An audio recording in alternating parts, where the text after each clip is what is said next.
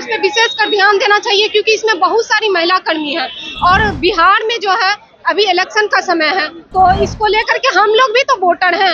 अगर सरकार हम बना सकते हैं तो हम गिरा भी सकते हैं। तो जब तक नहीं सुनेंगे तब तक हम लोग बैठे रहेंगे, उनको देना ही होगा। नहीं देंगे तो वो अभी हटा दे ताकि हम अपना भविष्य के लिए कुछ आगे सोचें। हम लोग कहाँ सुन रही है सरकार? सुनेगी, उसी उम्मीद पर तो यहाँ बैठे हुए हैं। उम्मीद पर टिके हुए हैं। हाँ, बीवी पे ग्रेड की नौकरी करती है और हम संविदा पर नौकरी करते हैं। धमकी मिलती है, धमकी मिलती है कि तुम परमानेंट नहीं होके आओगे ना तो हम भी संविदा पर तुमको छोड़ देंगे, दूसरा रख लेंगे। इसलिए मैं महोदय इंजीनियर साहब से गुजारिश करता हूँ, अरे आप भी इंजीनियर हो तो तलाक देने को तैयार है। एकदम एकदम मैं मुख्यमंत्री जी से निवेदन करता हूँ कि आप इंजीनियर हैं तो हम भी इंजीनियर हैं, अरे भाई भाई हैं दोनों, तो एक का दर्द तो बुझ लीजिए महाशय। आपके कलम में इतना ताकत है कि हम लोग काम करने वाले हैं, हम लोग धरती पर काम करते हैं। दवाई का पुड़िया भी लेके दवाई के लेके पुड़िया है, कफन बांध के हैं, लौटेंगे नहीं। कहा जाता है कि कर्म में अगर सच्चाई हो तो कर्म कहाँ निष्फल होगा, वो आज नहीं तो कल होगा, हर एक संकट का हल होगा। नमस्कार, आप देखना शुरू कर दिए दर्श न्यूज और मैं हूं कुमार मनीष। देखिए, बिहार के लिए चुनावी साल है, ऐसे में देश के प्रधानमंत्री भी बिहार दौरे पर है और देश के नेता प्रतिपक्ष राहुल गांधी भी वोटर अधिकार यात्रा पर है, बिहार में ही है। ऐसे में संविदा कर्मी लगातार अपनी मांगों को लेकर अनिश्चित काल धरना स्थल पर बैठे हुए हैं। ऐसे में इन लोग से जानने का प्रयास करेंगे कि क्या अभी तक सरकार से इन लोग की बात सुनी गई कि नहीं सुनी गई, क्या कुछ निकल कर सामने आया है। आइए जुड़ते हैं संविदा कर्मी से, सीधा बात करते हैं। अनिश्चित काल धरना स्थल पर आप लोग हैं, क्या कुछ निकल कर सरकार की तरफ से बात आई कि नहीं? अभी तक तो कोई संज्ञान नहीं लिया गया सरकार के द्वारा या फिर विभाग के द्वारा। बस विभाग के द्वारा हम लोग के ऊपर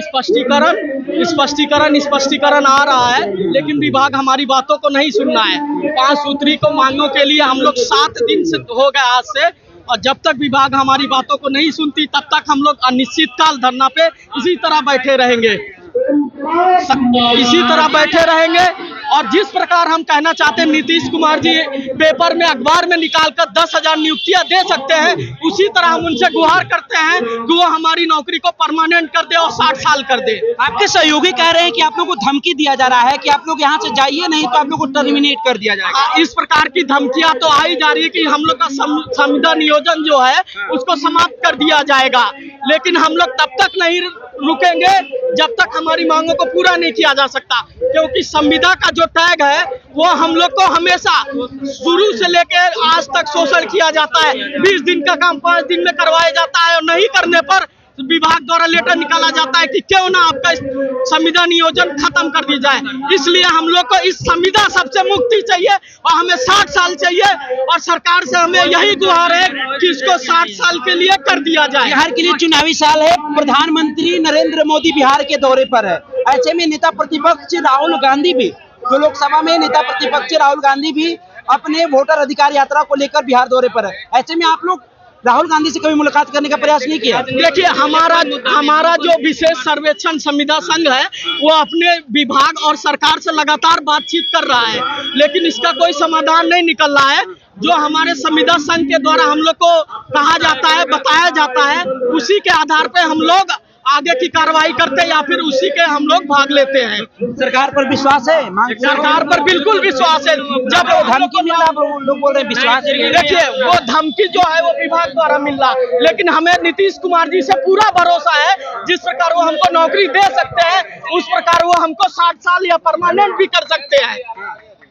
तो आप आगे क्या करेंगे आप लोग? अभी तक तो कोई मांग आप लोग की पूरी नहीं, जब तक पूरी नहीं होती तब तक हम लोग इस धरना पे बैठे रहेंगे। हम अपनी मांग की पूरी नहीं होंगे जब तक तोड़ेंगे नहीं तब तक छोड़ेंगे नहीं।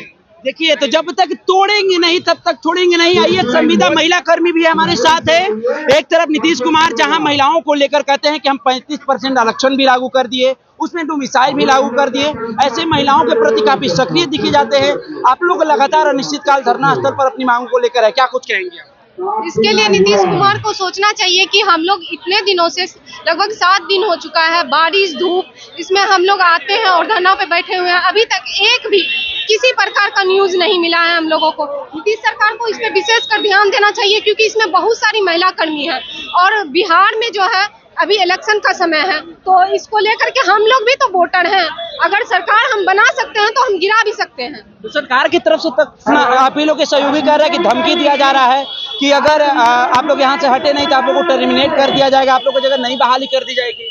अरे नहीं बहाली कर दी जाएगी, वैसे भी हम लोगों का जीवन कहाँ अच्छा है, इसीलिए तो हम लोग अपना सिक्योर जीवन करने के लिए आए हैं। अगर हम लोगों का जीवन सिक्योर नहीं होगा तभी तो हम लोग यहाँ पे आए हुए हैं। अगर आपको 2 साल 4 साल काम करा के हटाना है, जब हम लोग किसी काम के नहीं बच जाएंगे तो उससे बढ़िया है कि आप अभी हमको हटा दीजिए, ताकि हम अपना जीवन के लिए दूसरे सोर्स को देखें, दूसरे तरफ जाएं, ना कि हम इसी सर्वे में अपना जीवन बर्बाद कर लें। आप आगे क्या करेंगे? आगे हम लोग धरना पे बने रहेंगे, जब तक से हमारी मांगे पूरी नहीं होगी हम लोग यहीं पे रहेंगे, यहीं पे डटे रहेंगे। तो अनिश्चित काल पर तो लगातार आप लोग बैठे हैं, अभी तक तो कोई सुनवाई नहीं हुई, ऊपर से धमकी मिल रहा है। कहा जाता है कि कर्म में अगर सच्चाई हो तो कर्म कहाँ निष्फल होगा, वो आज नहीं तो कल होगा, हर एक संकट का हल होगा। चलिए उम्मीद है, उम्मीद है, उम्मीद है, उम्मीद है, बहुत उम्मीद। क्या कहेंगी? सरकार से ही कि परमानेंट करे, उनसे मांग है। अभी तक तो सुन नहीं रही है सरकार। तो जब तक नहीं सुनेंगे तब तक हम लोग बैठे रहेंगे, उनको देना ही होगा। नहीं देंगे तो वो अभी हटा दे ताकि हम अपना भविष्य के लिए कुछ आगे सोचें। नीतीश कुमार महिलाओं के प्रति, बच्चियों के प्रति लगातार सक्रिय दिखे जाते हैं। अभी हम लोग के लिए तो नहीं हो रहा है ना, हम लोग भी तो महिलाएं यहाँ पे बैठे हैं। अगर उनको सोच रहे अच्छा तो हमारे लिए भी वो परमानेंट कर दे, हम लोग अच्छा कर दे। कितना बड़ी गलती कर बताइए सर विभाग जो राजस्व भूमि सुधार विभाग है कितना बड़ी गलती करने जा रही है। ये जो बिहार में राजस्व अभियान चल रही है उसमें विभाग, दूसरे विभाग, कृषि विभाग हो गया, शिक्षा विभाग हो गया, उसको लेटर लिख रही है कि राजस्व अभियान में भाग लीजिए, और उसका जो ओरिजिनल कर्मी है, हम लोग जो ट्रेनिंग लेकर आए हैं राजस्व अभियान के लिए, तो यहाँ पर बैठे हुए गर्दनी बाग में कभी सुनने के लिए तैयार नहीं है। लेकिन दूसरे विभाग को बोल रहे हैं कि राजस्व अभियान को सफल बनाए, न उसको खाता, खेसरा, रकबा, जमाबंदी, रसीद, आशा दीदी हो चाहे कृषि सलाहकार हो, उसको क्या जानकारी है, कुछ भी नहीं। तो राजस्व अभियान कहाँ तक सफल होगा। दूसरी बात बता दे, ये जो कॉन्ट्रैक्ट के नाम पर हम लोग के साथ सरकारें शोषण कर रही है, जब चाहे तब धमकी देगी। अभी तक सर सैलरी नहीं दिया गया है, पाँच महीना से अभी तक सैलरी नहीं दिया गया है। और बताइए जब चाहे आप लोग का पॉकेट खर्चा कैसे चल रहा है, घर का खर्चा किस तरह से जी रहे हो हम ही लोग। और शादी हुई है कि नहीं? नहीं, अभी बिल्कुल नहीं हुई, शादी भी नहीं हो रही है महाराज।